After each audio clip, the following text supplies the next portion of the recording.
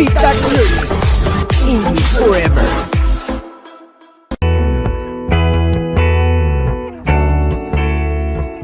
The Day of Lovers in Mexico is fast approaching, and on the 14th, it will be dressed of hearts, roses, and of love. But it is lived in different ways in different countries. And in the Learnex community, we offer you this information so that when you travel, you are informed and full of knowledge. This day isn't celebrated in all countries. Although February 14th is the most international date for the celebration of Valentine's Day, in Brazil, Dia dos Namorados takes place every June 12th. Even more curious is the case of Bolivia, which is the only one in its environment that does not celebrate Valentine's Day as such, but uses Love and Friendship Day every September 21st. Another different date, July 30th, is the one chosen by the Israelis to commemorate their particular day of Jewish lovers, Tu B'Av. In Egypt, the day that couples have marked in red on the calendar is November 4th.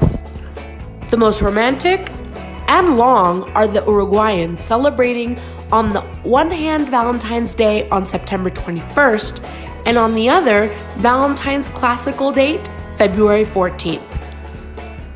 Verona, world capital of Valentine. The Italian city is the great world capital of Valentine's Day. Every year, when February 14th arrives, the town located north of the country where Romeo and Juliet lived receives thousands of letters addressed to the protagonist of Shakespeare's work from around the world. The most tragic and important love story in the history of literature is to blame. Japan. Valentines, yes, but they only give them away.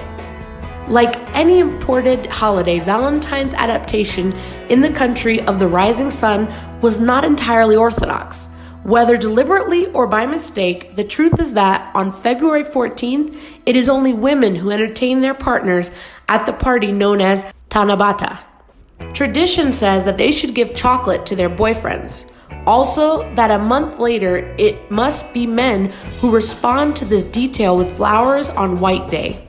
More and more Japanese couples are taking advantage of the February 14th celebration to climb Mount Fuji and ring the love bell 3 times, asking for eternal love. Be careful with the number of roses that are given to you if you are in China. As in Spain, one of the industries that has the most economic performance on February 14th is that of the floriculture. Unlike what happens here, where the number of roses that make up the bouquet has no special meaning. There, you have to be very careful with the number of roses you give.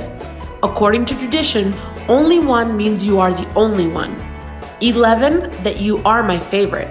99, the promise of forever love. And 108, a request for marriage.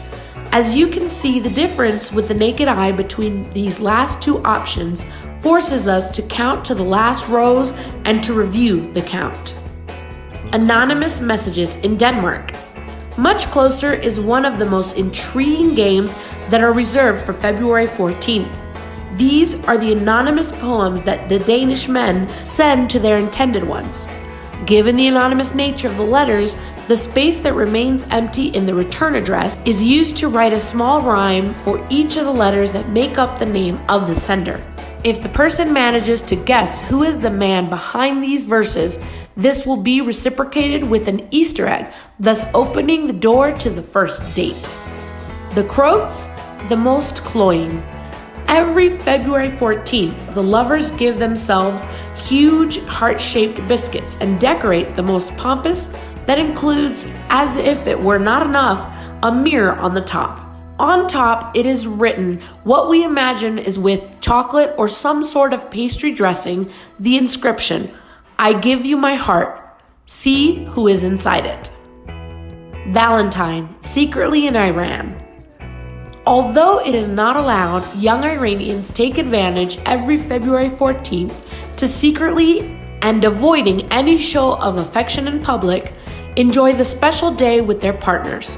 Something widespread among the youngest who, despite everything, exchange gifts in private to avoid public punishment. Quirky Alone Day. February 14th not only celebrates Valentine's Day, it was 2003 when a group of American feminists decided to establish a day of singles who prefer to live better alone than in bad company.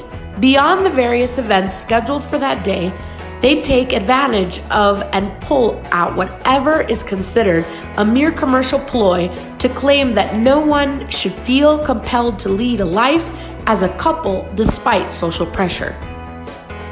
Forever alone. Contrary to what happens with Quirk alone, in South Korea, single people who fail to stop being so over time regret their forced singleness on a day reserved for themselves. Such is the relevance that it is acquiring that, during the days surrounding this date, the Gazatalk app downloads are triggered in which an imaginary friend serves as a virtual company for the loneliest and most desperate people. According to its creator in South Korea, the number of downloads already exceeds 4 million, which is about 10% of the country's population. Now that we've given you a little insight of how this day is celebrated around the world, tell us below in the comments, how do you celebrate Valentine's Day?